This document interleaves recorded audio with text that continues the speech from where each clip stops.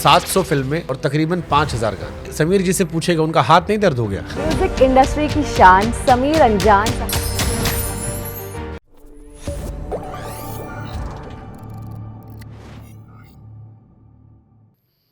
Sir 700 फिल्में और तकरीबन 5000 गाना। लोग पूछे कि समीर जी से पूछेगा उनका हाथ नहीं दर्द हो गया? हाथ दर्द होता तो फिर इतना होता कैसे शुभंकर। ये कमाल हाथों का नहीं है, ये कमाल उन लोगों का है जिन्होंने मुझे इतनी मोहब्बतें दी हैं ना। ये मैं तो ये कहता हूँ कि जब ये लोग ये बोलते हैं कि आपने किया तो मुझे बड़ी शर्मिंदगी महसूस होती है। मुझे लगता है यार ये मैं उनको कैसे बताऊं कि मेरे बस की बात नहीं थी ये। मैंने कुछ नहीं किया।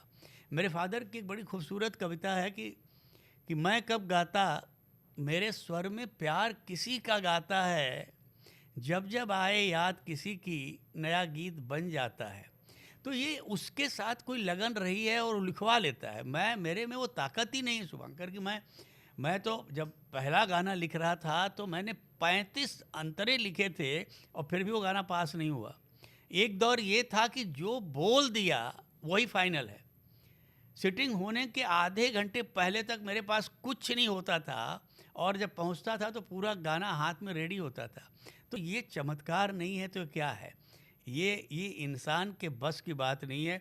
इसलिए ये दावा करना कि मैंने 700 फिल्में लिखी हैं, मैंने नहीं, ये किसी ने लिखवा लिया है। आपके पिताजी सर बहुत मशहूर लिरिसिस्ट थे। आपको फिर भी नहीं चाह रहे थे कि वो आप गाने वाने लिखें। अब पिता जब एक बड़ा पैमाना सेट कर दे तो आमतौर पर हमने देखा है कि जो नेपोटिज्म का प्रोडक्ट होता है वो फेल हो जाता है। उंगलियों पे एग्जाम्पल है जहां पिता की लेगेसी को बेटे ने पास कर दिया।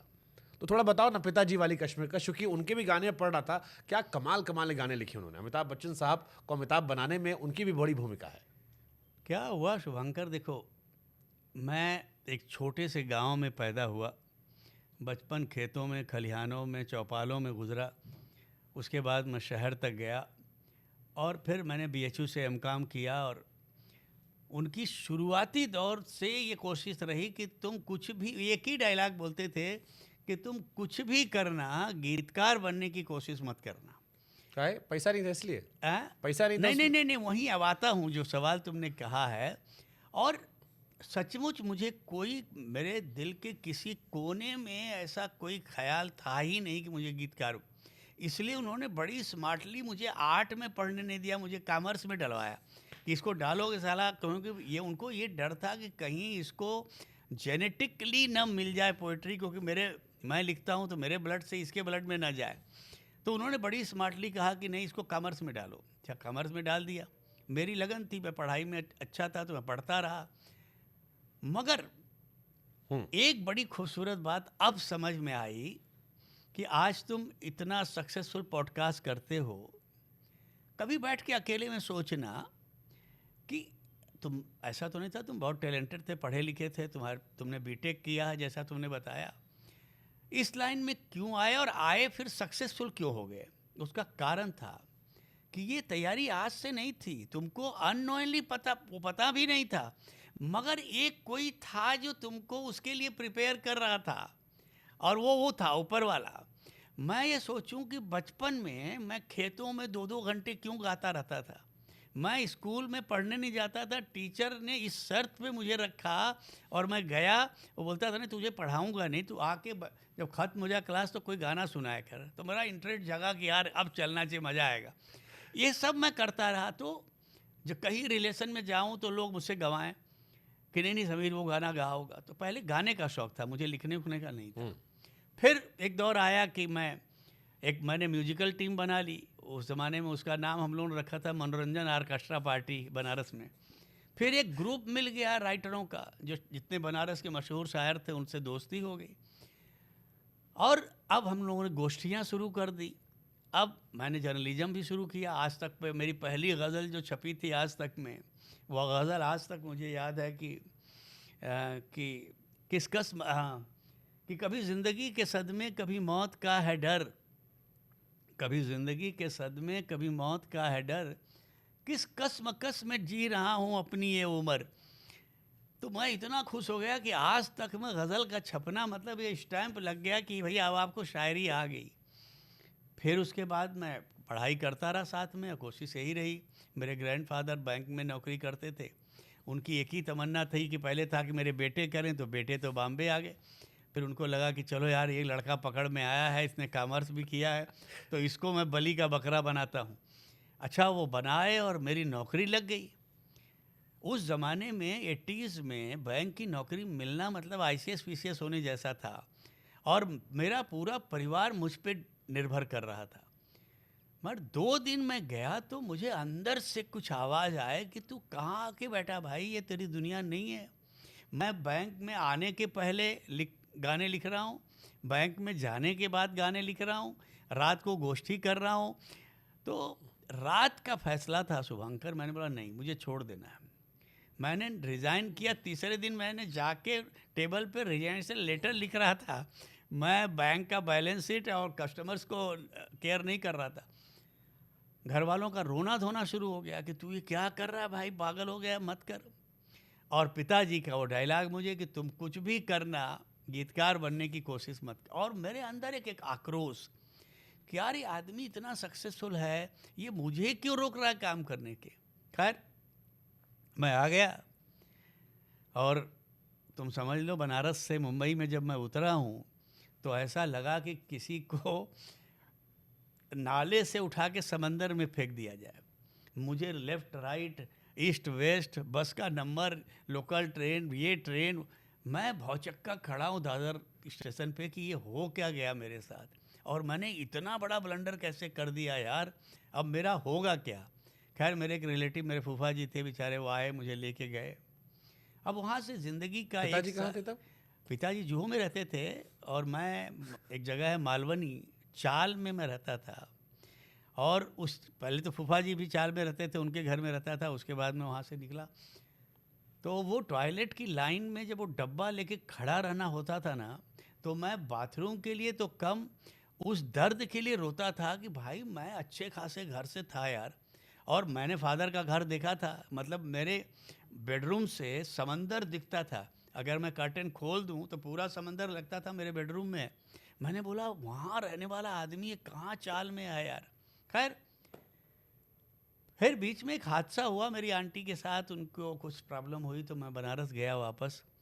तो मेरी माँ ने मुझे देखा, तो मैं चर्च गेट के फुटपाथ का 10 रुपए का एक टी शर्ट पहन के गया था, और एकदम ऐसा हो गया था पतला, और रोने लगी कि अरे बाप रे, तू तो मर जाएगा, तू कहाँ जाके फंसा भाई।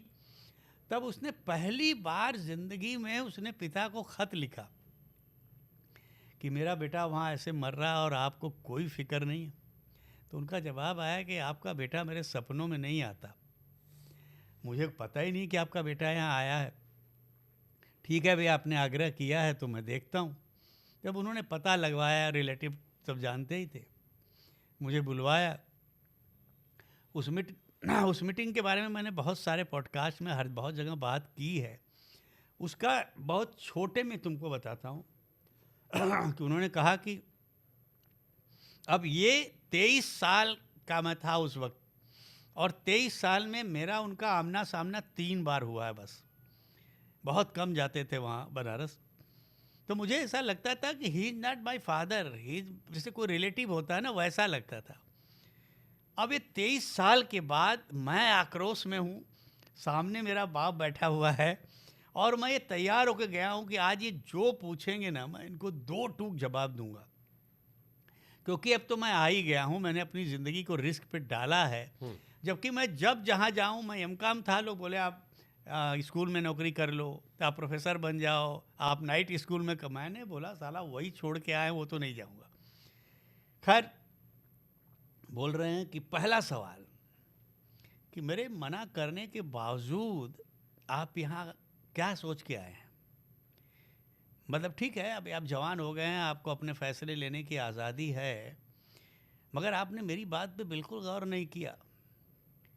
खैर अब मैं कुछ सवाल आपसे, चंद सवालात करूँगा, आपने अगर उनका सही जवाब दे दिया तब तो मेरी इजाज़त है, और अगर वो जवाब आपने नहीं दिया तो फिर तो आप आ ही गए हो, आप अपनी ज़िंदगी आप जियो, आप समझो जो भी करना है।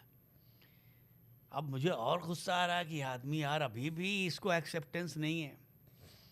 तो पहला सवाल ये था कि तुमने ज़िंदगी में कभी किसी लड़की से प्यार किया? अरे मैंने बोला अब ये सवाल यहाँ क्यों भाई? बाप पूछ रहे अब बाप पूछ रहा हो भी, और हमारे ज़माने में बाप लोग ऐसे सवाल करते नहीं थे। हमारे वाला हमारे यहाँ नहीं करते अभी। हाँ तो मैंने कहा कि मैं ये सोच के गया था जो पूछेंगे उसका ईमानदारी से 2 टूक जवाब दूंगा। मैंने बोला हाँ किया था। क्या सोच के किया था? तो मैंने नाराज़ हो गए शायद। मैंने बोला पापा कोई प्यार करता है तो करता है, कुछ सोच के थोड़ी करता है। अब तुम पूछो कि मैंने तुमसे ये सवाल पूछा क्यों, और मेरे अंदर वो उद्गार तो था ही कि सचमुच इन्होंने पूछा क्यों। तो मैं बोला बताइए। तो उन्होंने कहा कि देखो बेटा मैंने पूछा इसलिए कि मैं ये जानना चाहता था कि तुम सच्चे आशिक हो कि भगोड़े आशिक हो। कि जो सच्चा आशिक होता है ना वो सोच के प्यार नहीं करता। जो भगोड़े होते हैं पहले वो प्लान करते हैं, तब इस करते हैं कि इस लड़की से प्यार करने में फ़ायदा क्या है, इससे नुकसान क्या है, और इसका इस्तेमाल मैं क्या कर सकता हूँ। मगर तुमने सोचा नहीं।